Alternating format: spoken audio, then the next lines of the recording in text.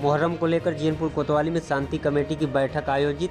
जुलूस निकालने व भीड़ जुटाने पर होगा प्रतिबंध। जीयनपुर कोतवाली में बुधवार को तहसीलदार सगड़ी रामानुज शुक्ला की अध्यक्षता में मुहर्रम त्यौहार को देखते हुए ताजियादारों के साथ शांति समिति की बैठक आयोजित की गई।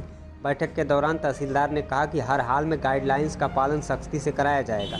यदि किसी ने जुलूस निकालने व ताजिया निकालने की हिमाकत की तो उनके खिलाफ कठोर कार्रवाई की जाएगी। जबकि मुस्लिम समुदाय के लोगों ने कई मुद्दों पर एतराज़ जताया और कहा कि जब प्रदेश सरकार ने 50 लोगों की परमिशन दी है तो यहाँ का प्रशासन हमें परमिशन क्यों नहीं दे रहा है। हम लोगों ने तो पहले ही कहा है कि हम लोग जुलूस नहीं निकालेंगे।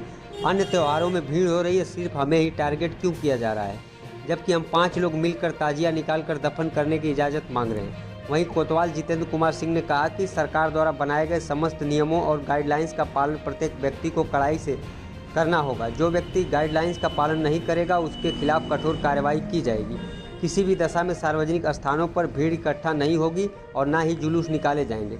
अपने घरों में ताजिया बनाएं, पूजा पाठ करें, उससे शासन प्रशासन को कोई आपत्ति नहीं है। जीयनपुर में मुहर्रम के त्यौहार के मद्देनज़र पीस कमेटी की बैठक बुलाई गई थी, जिसमें काफ़ी लोग आए थे। सभी को बता दिया गया है कि शासन के जो निर्देश हैं उसका सबको पालन करते हुए शांतिपूर्वक त्यौहार मनाया जाना है। सर इसमें जो है कुछ लोगों ने जो है कि उस चीज़ का विरोध भी किया। किसी ने विरोध नहीं किया है, सबने बताया है कि सब लोग पालन करते हुए ही त्यौहार मनाएंगे। जो उल्लंघन करेगा उसके विरुद्ध कार्रवाई की। क्या कुछ हुआ है आज परसों मुहर्रम है, इसके संबंध में आज कोतवाली जीयनपुर में एक ताजियादारों की मीटिंग बुलाई गई थी।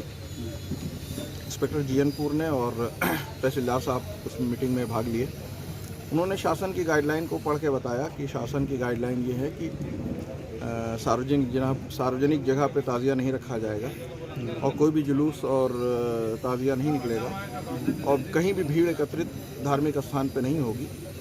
और ये आदेश हम लोगों को पहले से भी पता था और आज भी सुन लिया और इसका सभी ताज़ियादार इसका 100% पालन करेंगे।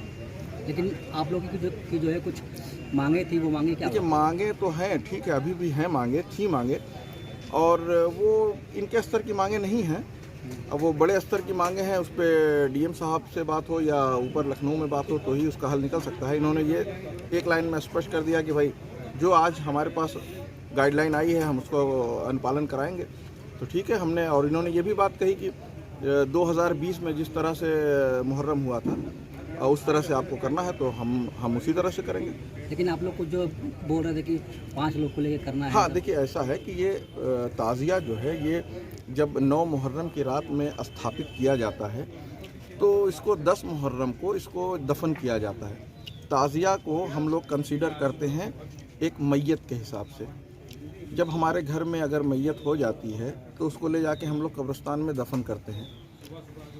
जिस तरह से दुर्गा पूजा में भी पंडाल लगते हैं, दुर्गा जी की प्रतिमाएं लगती हैं और वो दशहरे के बाद ले जाके विसर्जन किया जाता है, ठीक उसी तरह से ताज़िया भी 10 मुहर्रम की रात में जाके शाम में दफनाया जाता है। अब वो ताज़िए के लिए हम लोगों ने कहा कि ऐसा है कि 2, 4, 5 लोगों को ले जाके दफना देंगे, तो वो कह रहे हैं कि नहीं, उसकी अनुमति नहीं है और जो गाइडलाइन है आपको वही फॉलो करना है। तो ठीक है, अब जो गाइडलाइन है वही फॉलो होगी। ठीक, थैंक यू सर, ठीक है। परिचय बताइए अपना। मैं सैयद आदिल अब्बास, कुरैश नगर जीयनपुर आसम। आज आप लोग की बुलाहट थी, बैठक थी वहाँ जीयनपुर कोतवाली में, क्या कुछ बात हुई और क्या कुछ आप लोगों से कहा गया? बात ये हुई कि कोतवाल महोदय और ज़िला ये अपने आपके तहसीलदार साहब आए हुए थे, तो एक गाइडलाइन दिखाई अपनी, कहे कि डीएम द्वारा जारी की गई है और इसमें ये लिखा हुआ है कि न कोई ताज़िया न कोई अलम सार्वजनिक जगह पे यानी चौक पे नहीं रखा जाएगा। अपने घर में आप रख के इसको कर सकते हैं। तो हम लोगों ने भाई बात रखा कि साहब इससे पहले जो गाइडलाइन आई थी सचिवालय से, उसमें 50 आदमी का जिक्र है कि 50 आदमी के साथ आप कर सकते हैं मजलिसो मातम।